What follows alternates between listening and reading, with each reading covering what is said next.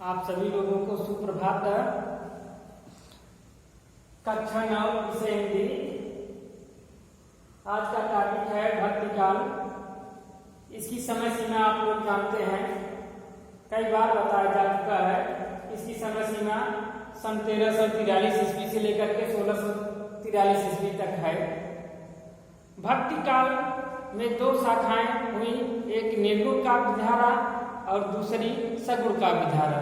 निर्गुण काव्य धारा की दो शाखाएं निकली, एक ज्ञानाश्रय शाखा और दूसरी प्रेमाश्रय शाखा। तो आप इसके पहले वाले वीडियो में निर्गुण काव्य धारा के अंतर्गत ज्ञानाश्रय शाखा और प्रेमाश्रय शाखा की विशेषताएं, उनके कवियों और उनकी रचनाओं के बारे में आप लोगों ने भली भांति जान लिया। भक्तिकाल की जो दूसरी शाखा थी सगुण काव्य धारा।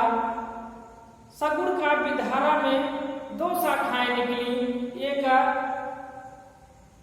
कृष्णाश्रय शाखा है और दूसरी रामाश्रय शाखा। तो आज हम कृष्णाश्रय शाखा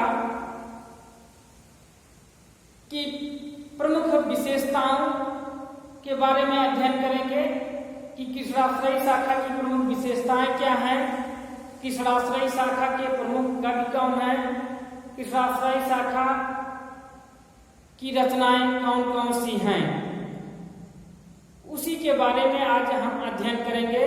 तो आइए अब हम लोग कृष्णाश्रय शाखा की प्रमुख विशेषताओं को जानते हैं। कृष्णाश्रय शाखा की प्रमुख विशेषताएं, पहला है श्री कृष्ण की लीलाओं का गुणगान। कृष्णाश्रय शाखा के जितने भी कवि थे उन्होंने अपने कार्यों में श्री कृष्ण की लीलाओं का जो है गुणगान किया है। कहने का तात्पर्य कि जिन कवियों ने कृष्ण को आराध्य मानकर काव्य की रचना की है उन्हें कृष्णाश्रय शाखा का कवि कहा जाता है। तो कृष्णाश्रय शाखा की पहली विशेषता हुई श्री कृष्ण की लीलाओं का गुणगान। दूसरी इसकी विशेषता है सच्च भाव की प्रधानता। कृष्णाश्रय शाखा की प्रमुख विशेषताओं में सच्च भाव की प्रधानता है। इसमें कवियों ने श्री कृष्ण को एक सखा के रूप में मान करके काव्यों का सृजन किया है। तीसरी इसकी विशेषता है वात्सल्य एवं श्रृंगार रस की प्रधानता।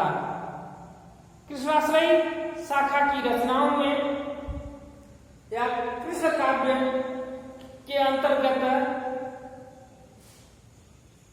वात्सल्य रस और श्रृंगार रस की प्रधानता है। चौथी इसकी विशेषता है गेय रचनाओं का सृजन। कृष्णाश्रय शाखा की प्रमुख विशेषताओं में गेय रचनाओं का सृजन मतलब गाई जाने योग्य रचना का जो है सृजन किया गया है। कहने का तात्पर्य जो कृष्णाश्रय शाखा के कवियों ने पद लिखे हैं वे गाए जाने योग्य हैं, इसलिए गेय रचनाओं का सृजन कहा जाता है। पांचवी इसकी प्रमुख विशेषता है कि ब्रज भाषा का प्रयोग। कृष्णाश्रय शाखा के जितने भी कवि थे सभी लोगों ने कौन सी भाषा का प्रयोग किया है?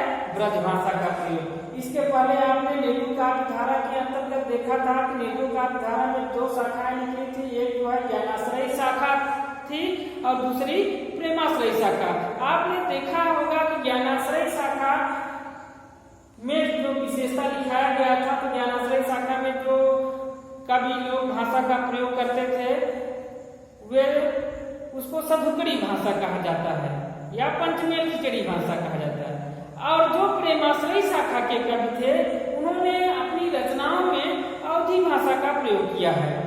आप जो है देखते हैं कि कृष्णाश्रय शाखा की के जो कवि हैं उन्होंने अपनी रचनाओं में ब्रज भाषा का प्रयोग किया है। तो कृष्णाश्रय शाखा की प्रमुख विशेषताएं आपने देखा श्री कृष्ण की लीलाओं का गुणगान, सच्च भाव की प्रधानता, वात्सल्य एवं श्रृंगार रस की प्रधानता, ये रचनाओं का सृजन, ब्रज भाषा का प्रयोग।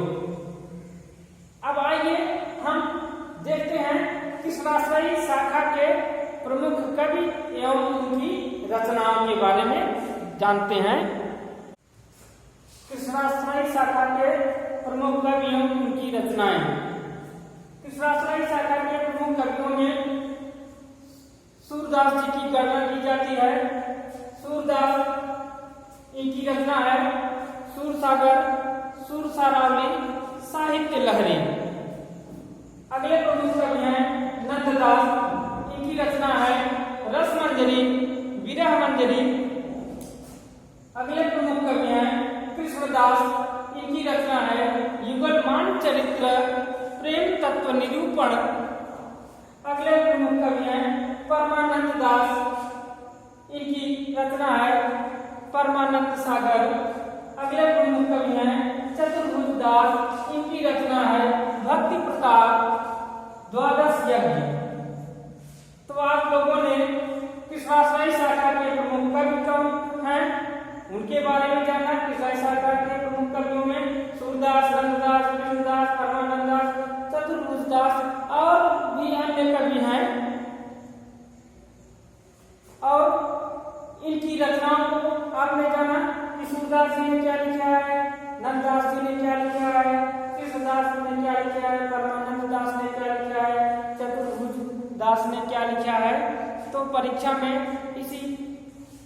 इस प्रकार से प्रश्न पूछ सकता है कि कृष्णाश्रयी शाखा के प्रमुख कवियों के नाम और उनकी रचनाओं के बारे में लिखिए, या यह भी पूछ सकता है कृष्णाश्रयी शाखा की प्रमुख विशेषताएं बताइए। तो आप लोगों ने अच्छी तरह से कृष्णाश्रयी शाखा की विशेषताएं, उनके कवि एवं उनकी रचनाओं को भली भांति जाना। धन्यवाद।